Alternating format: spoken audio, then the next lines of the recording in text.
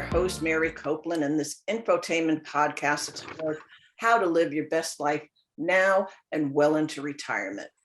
We'll discuss topics in financial planning, housing, and insurance. We'll talk wellness, relationships, and leisure activities.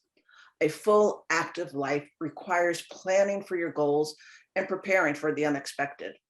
I'll introduce you to a variety of guests, from knowledgeable experts to folks sharing stories of their life experiences and so much more, because life is big. All is intended to help guide you in planning for what you need now and at any age. Like and subscribe so you don't miss a thing. Today, my guest is the dynamic and energetic Ricky Seitz. Ricky was a medic and pharmacist in the Air Force, married into a construction family, and made a career combining the two disciplines. Her primary role was design and construction management for hospitals, prisons, and airports. Ricky, welcome to the show. Thank you very much, Mary. I'm delighted to be here. Oh, good. Today, you and I are going to talk about creating a care system for oneself for your senior years, and what does this mean or look like to you? And I've had an extensive conversation with you about this, and I just thought I should definitely bring you onto the show so that you could share this with others. So I'm just going to jump right in and start with my first question, if that's okay with you. That sounds good. Okay, here we go. When did you come up with this idea that you need a care system for yourself? Were you in your 40s, your 50s? What prompted all of this? Working in the medical industry, you see people of all ages having all kinds of situations and difficulties, but I didn't really think about it in terms of myself until I hit the Medicare age, and then realized that we're working with insurance that I had no idea how it really worked, and what kinds of things I had witnessed that could happen to people, both in my family and in my profession.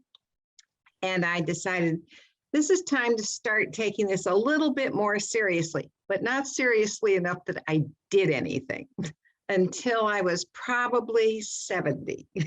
So that's where we are. Okay.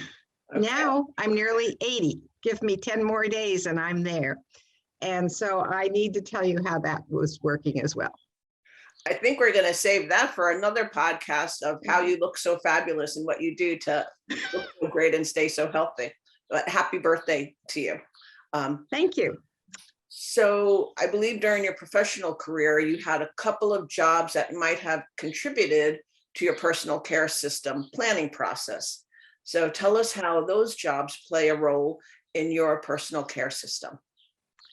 Okay, what I did start out as was a medic, of course, in the Air Force. And then when I married into the construction family business, I became a partner over a number of years, and experienced what has to happen in residential living as well as in some of the commercial settings, such as a hospital or medical clinic.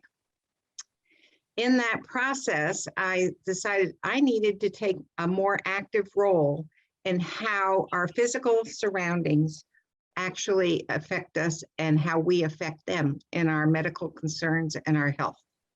So I think in those two ways, I was very fortunate in being able to work in design and construction in my careers, and leading some programs for hospitals, airports, and prisons, all of which have a lot in common. They are small cities, every one of them. They operate independently and they are self-contained, and they have to deal with people of all capabilities and medical and physical requirements. I find that that really helped me in thinking through the process of what do you need to do as you get older and have compromised health situations. Okay, so while you were working, you were already implementing these, you were noticing these ideas, and you were figuring out how to implement them into your career, into the jobs that you were doing so that it benefited others. And then it's come kind of full circle that you're like, oh, I need to apply this to my personal life now. So, Exactly. okay. Exactly. Yeah. So, I kid my husband and I'm always like, where are we going to live when we grow up? So my question to you is, how did you decide? I'm going to tell you, don't grow up. Now, that's the first rule. Yep. The first rule is just don't grow up. You only live once and you may as well be a YOLO person and just go for it. So as we move into these things, you think ahead, you think positively about what can happen, but you better prepare for the kind of negative as well. You know, the eventualities that can happen, like your eyesight goes, or your physical capabilities, your arthritis takes over, or something of that nature. You fall going down hills, and then that does incapacitate you. So you need to have things in place so you're not always responding to an emergency, but you don't ever say, what am I going to be when I grow up? You say, don't grow up, and then you'll be fine. Perfect. I love that philosophy. So why don't we share with the folks, how did you decide where you wanted to live and thrive in your senior years? You know, what were the driving decision makers? For some people, it could be that they want to be by a hospital. For others, they want to be by a beach or a city. What were yours? It was trial and error, Mary.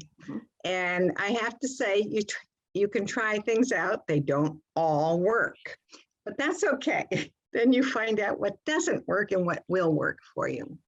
There are limiting factors such as money and financial situations, and what's available in your community, whether it's in the US or other places. And I have lived in South America and Australia and in Europe, and things are different. What is available to you wherever you are physically is going to have an impact on what your decision making is going to be. We decided to go to Ecuador and try retirement there. We loved it. We built a house there. We spent 2 years and decided we just couldn't live without having our kids nearby. Now that's a big issue. We came back to the US, and I will say that the medical care we received in South America far exceeded in value and quality than what we get here in the US. And I'm finding also that if medical care is important to you, our systems are failing.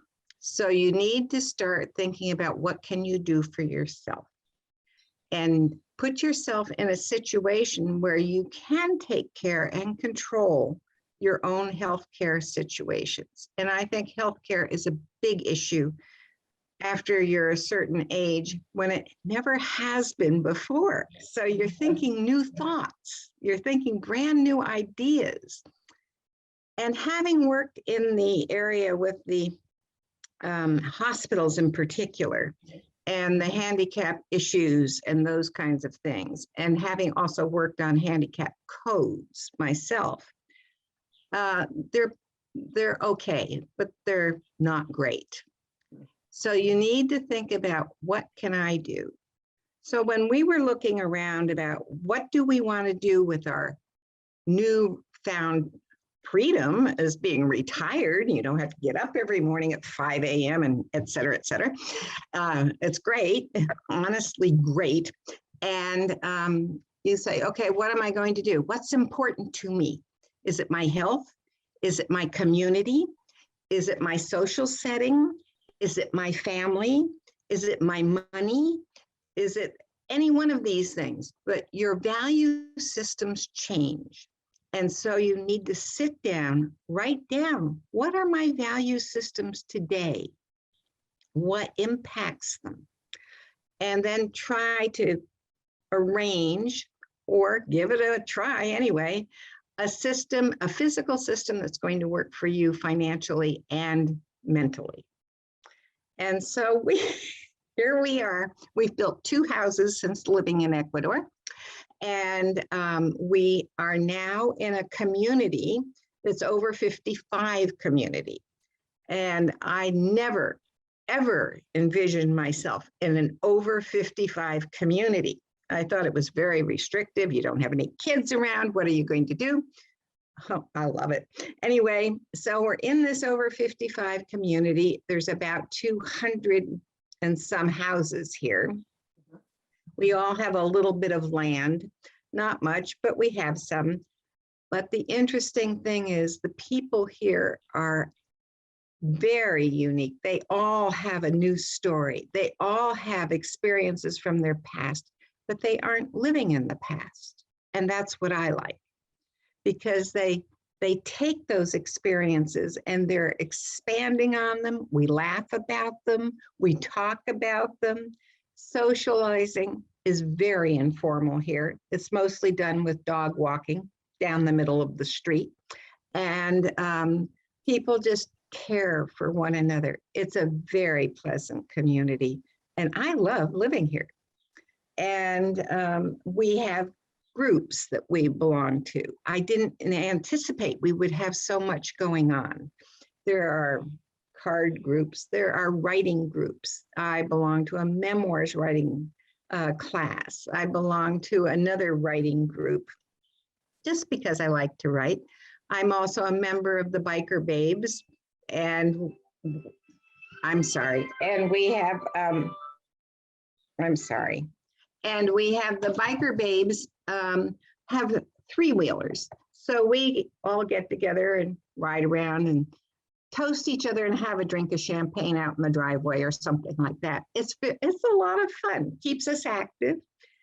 The guys generally stick together and have their walks around the neighborhood with their walkers, their canes, whatever. And they look at each other's old cars and they ride motorcycles. I mean, it's just a nice community of people enjoying their age and accepting the limitations and helping other people. But I think at our age, we now learned how to accept who we are. We're not trying to be the president or the head honcho or competitive in that regard. It's just a sharing community.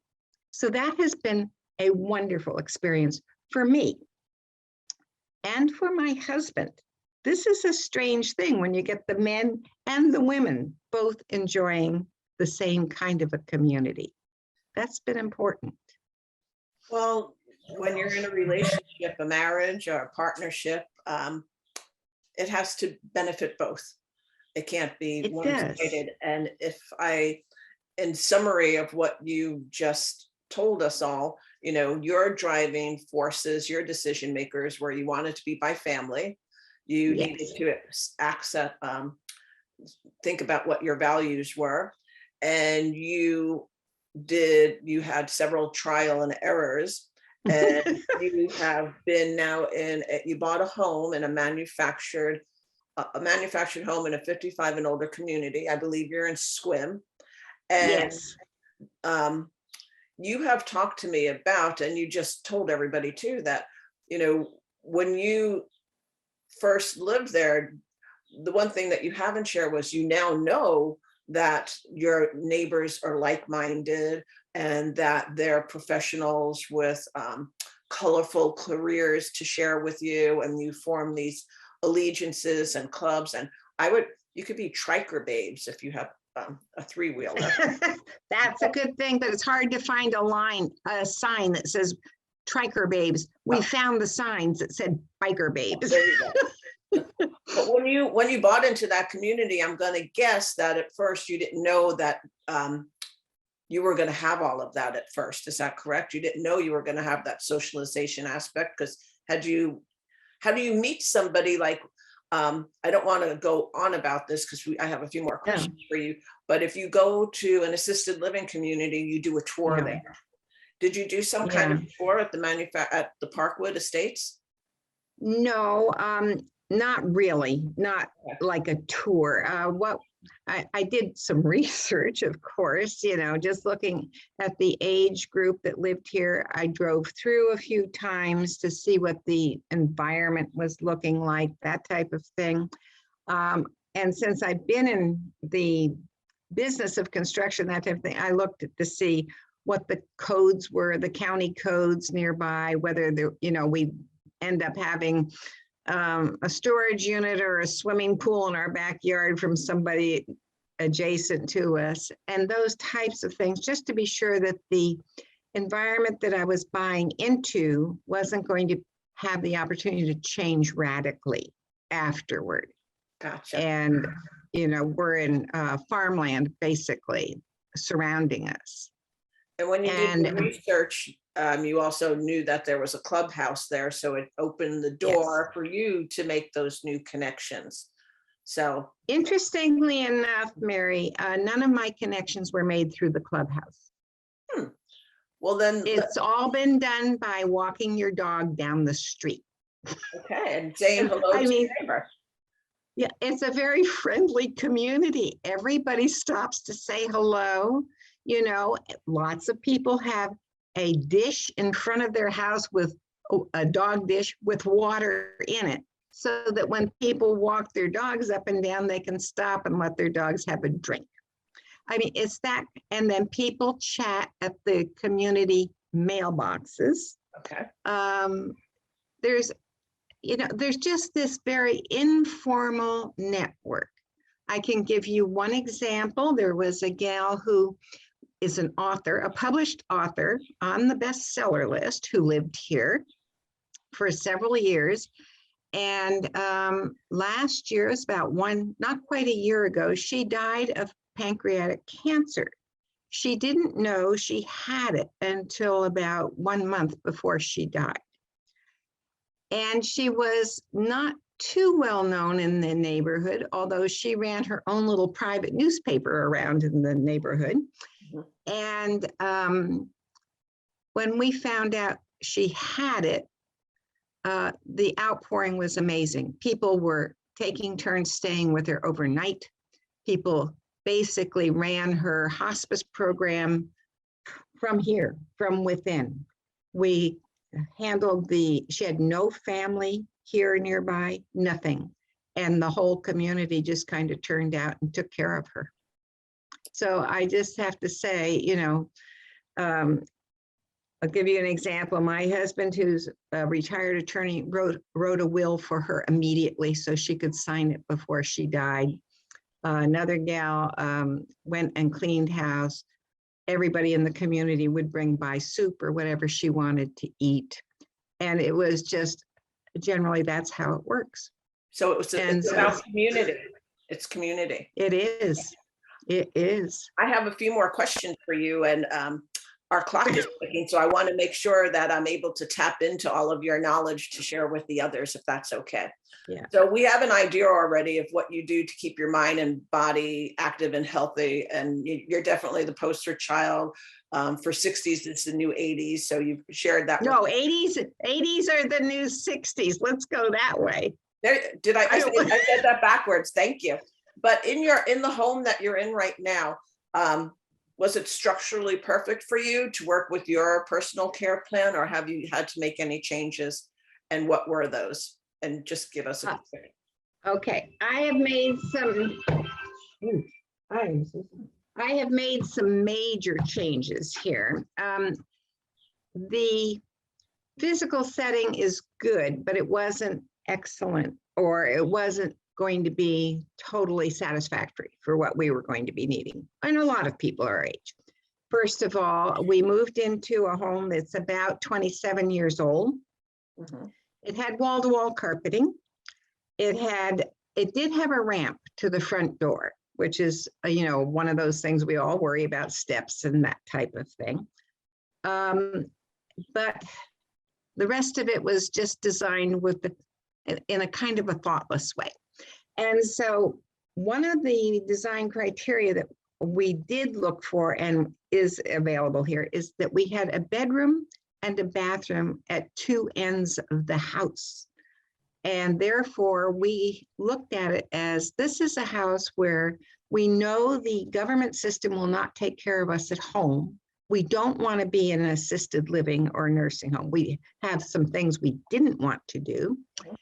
And so we needed to accommodate a situation where you might have a caretaker live at your home and stay in your home.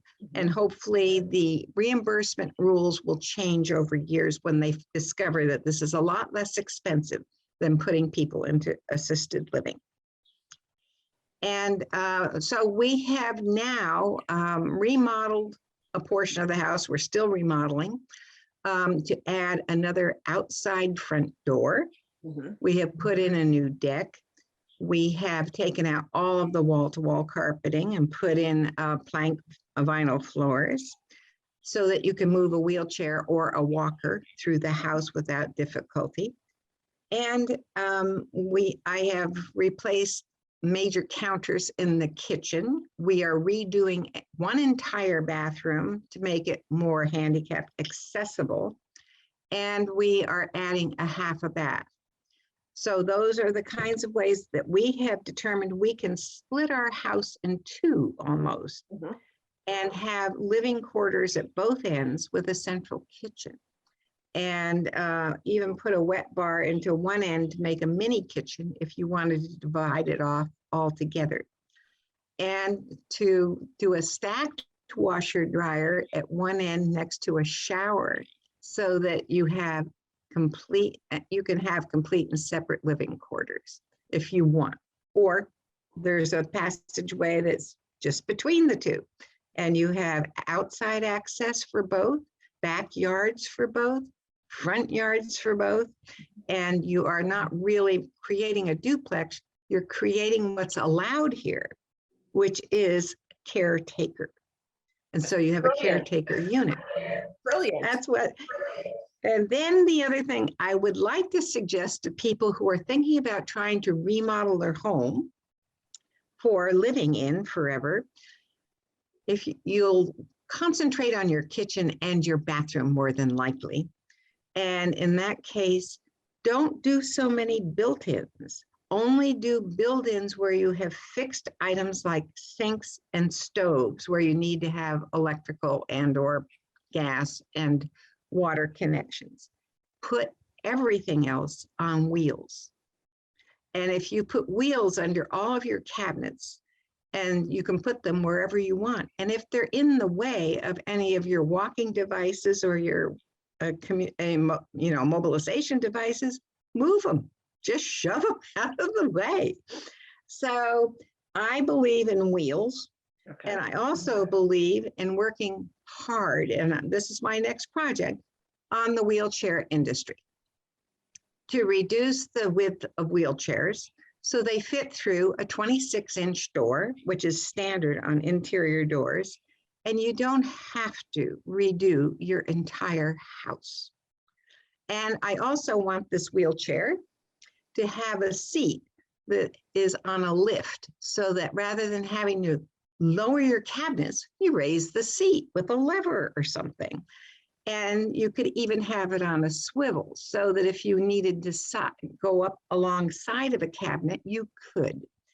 I think that we go to the moon, we may as well figure out how to run a wheelchair. And that's my next project. And I'm sure there's more than that project in the works. So right now we have 2 minutes left before we have to end our podcast and say goodbye to our listeners. So do you have any last words of advice for our listeners to help them age safely and gracefully? You've given them so many tips so far. Is there anything else you want to share? Yes, I want to share. Don't be afraid to make a mistake. You can always fix it. That's the way I would rather do things. So go for it and have a good time doing it. And then when it doesn't work out, go hit the wine bottle and come back later and try again. Okay, those are my words of advice. Don't let the medicines get you down. Stay off as many as you can and just go relax a little sometimes life is coming to you. You don't always have to go to it. And I think it would be fun. Thank you. Okay. Ricky, you have shared your personal journey with us and how you approach life through its different stages, and you've totally taken control, and you are totally living it to its fullest and enjoying it. And I love your philosophy on that. And I thought it was really great that you took time out of your very happy, busy schedule to share all of that with me and the listeners. So thank you so much. And for our listeners, I do hope you will listen to this brilliant advice that Ricky has shared with all of us and go enjoy life. That's why we're here. It's about living life and enjoying it. And yes, there will be some obstacles in the way at times. We will make mistakes, but we can overcome those. It's mind over matter. And have a great day. And until next week, thank you so much for listening. See you soon.